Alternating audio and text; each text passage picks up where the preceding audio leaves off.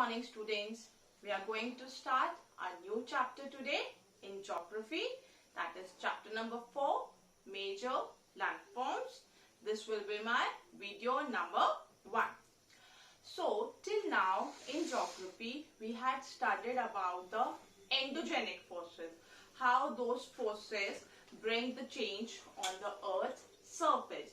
Now in this chapter we are basically going to focus on the exogenic forces. How do these forces, or what role do these forces play in bringing the change on the earth's surface? Now when we talk about exogenic forces, they carry out their work basically by these two ways: weathering and erosion. Weathering means we have already done about weathering, erosion, deposition when I was explaining you types of rocks. This will be a revision to that. Okay. Now weathering means breaking up of the rocks on the earth's surface. A big rock, when it is broken into small pieces, that process is called weathering. Now weathering can happen due to many factors. It may be temperature, it may be rainwater. Temperature, how? When the extremes of temperature is there, the rocks may gradually start breaking into pieces. Again, I want to focus on one point. I have already told you this thing a number of times, that any process in geography, it does not happen in a day. It takes years and years to complete one process in geography. So this also weathering, it takes years to break that stone into small pieces. Okay. So we have understood about weathering. After weathering, we move to erosion. Erosion means when those broken rock materials, they are being carried away to a different place, that is called erosion. Now for this erosion, the heavy wind, heavy rain, this plays a major role. They act as an agents of erosion. And then comes deposition. Now stones are being broken, they are being transported. Now they will get deposited somewhere, right? So that place, the place where they get deposited, that process is known as deposition. I'll explain you this with this diagram. See, if you can see this, I have written it here so that it can be visible to you. These rocks are when broken into small pieces, that is called weathering. Okay, breaking down of rocks. Then you can see these raindrops are falling on these rocks. Okay, with these raindrops, these rocks are being carried away somewhere. They are being transported somewhere. This process is called erosion. Understood? We'll understand this with one more, just a rough diagram. See, for example, this is a big rock. Okay. Now, when this big rock is broken into small rocks, this process is called weathering. Clear? Now this weathering, these rocks, when they are being transported to a different place, okay, this process is called erosion. And what are the agents of erosion?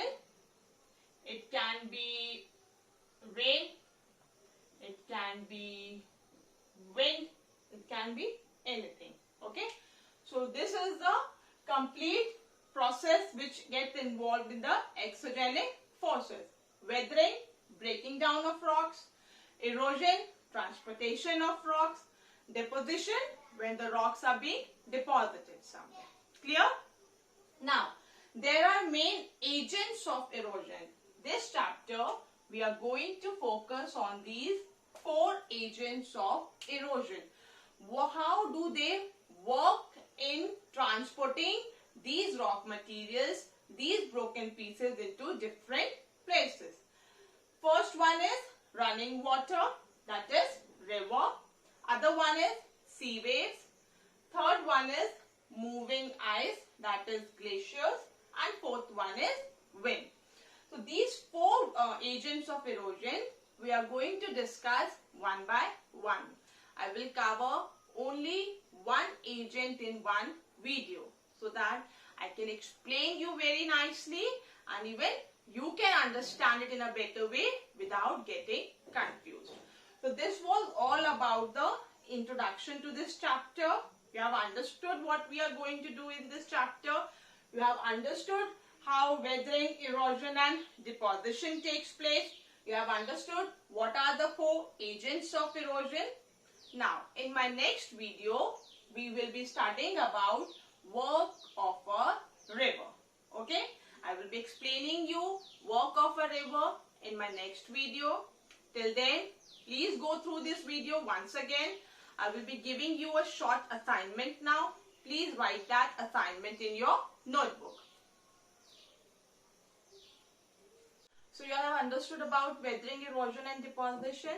Weathering, I am again telling you that these stones, they do not break on their own.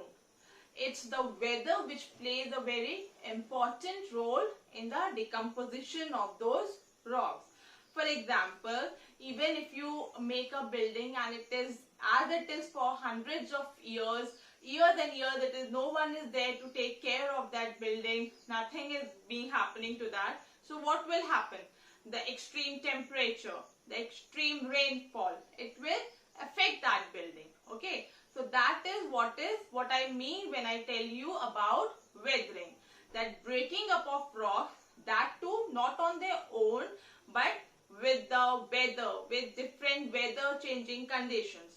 That is weathering. Now, this is your assignment for this chapter, for this video. Write down assignment number 1. Write down question number 1. What is weathering? You will define what is weathering, then explain with an example. Now you have to think of an example, like one example I gave you of that building. You have to think of an example, how with that you can explain me about weathering. Okay? Don't forget to write an example in your own words. Second question is, what are the agents of erosion?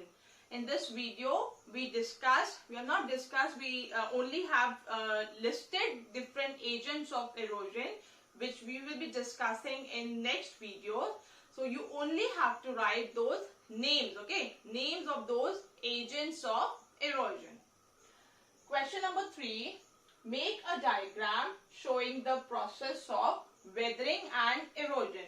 You remember I just now explained you weathering and erosion with an example of this breaking up of this rocks and how this is transported to a different place. This was a rough diagram that I used to explain you about weathering and erosion. Now you have to make a neat and a tidy diagram to explain the process of weathering and erosion.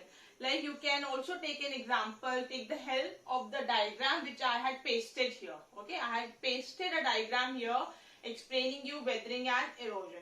So not that, but similar to that, you can make a different diagram to explain the process of weathering and erosion. I hope all these 3 questions are clear to you, and I'm sure we all have very well understood about weathering, erosion and deposition. Now it will be easy for us to study the different agents of erosion. Now one by one we will be discussing those agents. We will be finding a little, we will be having a little clear idea about that because we are already clear about those terms. So please go through this video once again. Do all this assignment. We will be meeting again in my next video. Bye.